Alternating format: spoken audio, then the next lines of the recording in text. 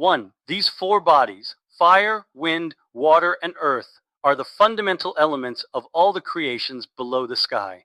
Everything that exists, be it man, beast, fowl, crawling creature, fish, plant, metal, precious stone, pearl, building stone, mountain, or lump of earth, the body of all these entities is a combination of these four fundamental elements. Thus, all the bodies which are found below the sky, with the exception of these four bodies, are a combination of matter and form, and their matter is a combination of these fundamental elements. These fundamental elements, however, are a combination of matter and form as they exist in a Hylian state alone. 2. The tendency of fire and wind is to ascend upwards from the depths of the earth toward the sky. The tendency of water and earth is to descend from the sky to the midpoint of the sky, i.e., the center of the earth, for the midpoint of the sky is the lowest point, below which nothing is lower. These tendencies are not a conscious matter, nor are they willful. Rather, it is a pattern implanted within them, and a nature they were given. The natural characteristics of fire are that it is warm and dry. It is the lightest of all these fundamental elements. Wind is warm and moist. Water is cold and moist, and earth is dry and cold. It is the heaviest of all these fundamental elements. Water is lighter than earth. Therefore, it is found above it. Wind is lighter than water. Therefore, it hovers above it. Fire is even lighter than wind. Since these are the fundamental elements for all the bodies below the sky, the matter of every single body, man, animal, beast, fowl, fish, plant, metal, and stone, is a combination of fire, wind, water, and earth. In the process of the combination of these four, each one of them changes while they are being combined. Thus, the combination of the four fundamental elements does not resemble any one of the elements as it exists alone.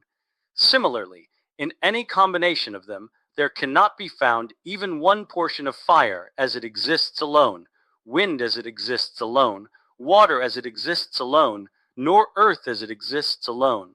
Rather, they have all changed and become a single body. Each and every body, which is a combination of these four fundamental elements, will have a combination of cold and warmth, moistness and dryness. There are some bodies which have a more powerful concentration of the fundamental element of fire. For example, creatures with living souls. Accordingly, they have a higher temperature. Conversely, there are some bodies with a more powerful concentration of the element of earth. For example, the stones. Accordingly, they are very dry. Similarly, some of them have bodies with a greater concentration of the element of water. Accordingly, they are moist. In this manner, one may find one body which is warmer than another body, which is itself warm, and one body drier than another body, which is itself dry. Similarly, there are bodies in which cold alone is noticeable, and other bodies in which moistness alone is noticeable. In some bodies, cold and dryness are equally noticeable. In others, cold and moistness are equally noticeable. In others, warmth and dryness are equally noticeable. And in others, warmth and moistness are equally noticeable. According to the predominance of the element that is found in the essential combination, the inclination and nature of that element will be expressed in the body resulting from a mixture of all the elements. Every entity which is a combination of these four fundamental elements will ultimately decompose into these elements. Some will decompose after a mere few days, and others will decompose after many years. However, it is impossible for everything which is a combination of these elements not to decompose into them. It is impossible even for gold and ruby not to decompose and return to their fundamental elements, a portion becoming fire, a portion water, a portion wind, and a portion earth, since every entity will decompose and separate into these four fundamental elements. Why was Adam told, "You will return to dust," implying that man will return to dust alone? Because the major part of man's composition is from dust. Every entity that decomposes will not return to the four fundamental elements immediately. Rather, it will decompose and change into another entity. That entity will, in turn, change into another entity until ultimately it will return to the elements. Thus, all entities are constantly returning to their elemental state in a cycle. 5. These four fundamental elements are in a constant state of flux, with a certain portion, but never the entire matter, of one changing into another every day and every hour. What is implied? A portion of the earth which is close to the water changes, dissolves, and becomes water. Similarly, a portion of the water which is close to the wind changes, evaporates, and becomes wind. A portion of the wind which is close to the fire changes, goes through a metamorphosis, and becomes fire. Similarly, a portion of the fire close to the wind goes through a metamorphosis, changes, contracts, and becomes wind. The wind which is close to the water changes, contracts, and becomes water. And the water which is close to the earth changes, contracts, and becomes earth. This cycle of change proceeds little by little over the course of time. The entire fundamental element will never change. For example, all the water will never become wind, nor all the wind fire, because it is impossible for the existence of one of the four fundamental elements to be nullified. Rather, a portion of the fire will change to wind, and a portion of the wind to fire. Similarly, between each pair of these four, change will go on in an unceasing recurrent cycle. 6. This cycle of change is caused by the revolution of the sphere. Its revolution causes the four fundamental elements to combine, and thus forms the matter of men, living beasts, plants, stones, and metals. God gives each body the form appropriate to it through the angels of the 10th level, which are the form called Ishim. 7. You will never see matter without form, or form without matter.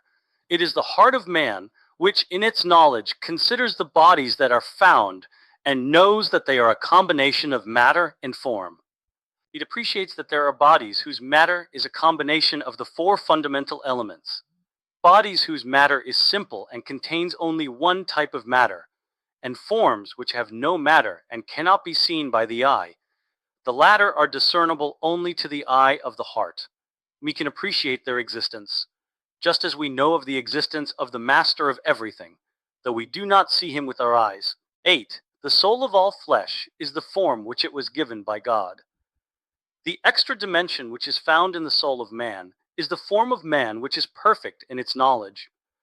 Concerning this form, the Torah states, Genesis 1:26, "Let us make man in our image and in our likeness," i.e., granting man a form which knows and comprehends ideas that are abstract, like the angels, who are form without body, until he can resemble them. This statement does not refer to the form of the body perceived by the eye, i.e., the mouth, the nose, the cheeks, and the remainder of the structure of the body.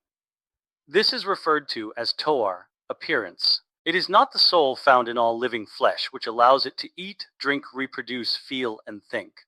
Rather, knowledge is the form of this dimension of soul, and it is concerning this form of the soul that the verse states, "In our image and in our likeness." Frequently this form is referred to as nephesh or ruach. Therefore, one must be careful regarding these names, lest another person err regarding them. Each name reveals its characteristics. 9. The form of this soul is not a combination of the fundamental elements into which it will ultimately decompose, nor does it come from the neshama so that it would require the neshama, as the neshama requires the body. Rather, it is from God, from heaven. Therefore, when the matter of the body, which is a combination of the fundamental elements, decomposes, and the neshama ceases to exist. For the neshama exists only together with the body and requires the body for all its deeds. This form will not be cut off, for this form does not require the neshama for its deeds. Rather, it knows and comprehends knowledge, which is above matter, knows the Creator of all things, and exists forever. In his wisdom, Solomon said the following concerning it, Ecclesiastes 12:7, "The dust will return to the earth, as it originally was, and the ruach will return to God who granted it." 10. All these concepts which we have explained in this context are like a drop in a bucket. They are deep matters. Nevertheless, Their depth does not approach the depth of the subject matter of the first and second chapters. The explanation of all the subject matter in the third and fourth chapters is referred to as Ma'aseh Bereshit, the work of creation. The sages of the early generations commanded that these matters should not be expounded upon in public. Rather, one by one, individuals should be informed about them and taught them. 11. What is the difference between the subject matter of Maaseh Merkava and the subject matter of Maaseh Bereshit? The subject matter of Maaseh Merkava should never be expounded upon, even to a single individual, unless he is wise and capable of understanding, in which instance he is given fundamental points. In contrast, the subject matter of Maaseh Bereshit may be taught to an individual even though he is incapable of comprehending it with his own powers of understanding alone. He may be informed about everything that he can possibly know about these matters. Why are they not taught publicly? Because not every person has the vast knowledge necessary to grasp the interpretation and the explanation of these matters in a complete manner. 12. When a person meditates on these matters and recognizes all the creations, the angels, the spheres, man, and the like, and appreciates the wisdom of the Holy One, blessed be He, in all these creations, he will add to his love for God. His soul will thirst, and his flesh will long with love for God. Blessed be He. He will stand in awe and fear from his humble, lowly, and base nature when he compares himself to one of the great and holy bodies. How much more so when comparing himself to the pure forms, which are separate from matter and do not share any connection with it. He will see himself as a vessel full of embarrassment and shame, empty and lacking. 13. The matters discussed in these 4 chapters concerning these 5 mitzvot are what the sages of the early generations termed the Pardes, as they related, 4 entered the Pardes. Even though they were great men of Israel and great sages, not all of them had the potential to know and comprehend all these matters in their totality. I maintain that it is not proper for a person to stroll in the Pardes unless he has filled his belly with bread and meat. Bread and meat refer to the knowledge of what is permitted and what is forbidden, and similar matters concerning other mitzvot, even though the sages referred to these as a small matter. For our sages said, a great matter. This refers to Ma'aseh Merkava. A small matter. This refers to the debates of Abaye and Rava. Nevertheless, it is fitting for them to be given precedence, because they settle a person's mind. Also, they are the great good which the Holy One, blessed be He, has granted, to allow for stable living within this world and the acquisition of the life of the world to come. They can be known in their totality by the great and the small, man or woman, whether they have been granted expansive knowledge or limited knowledge. Please share this video to spread the goodness and be well.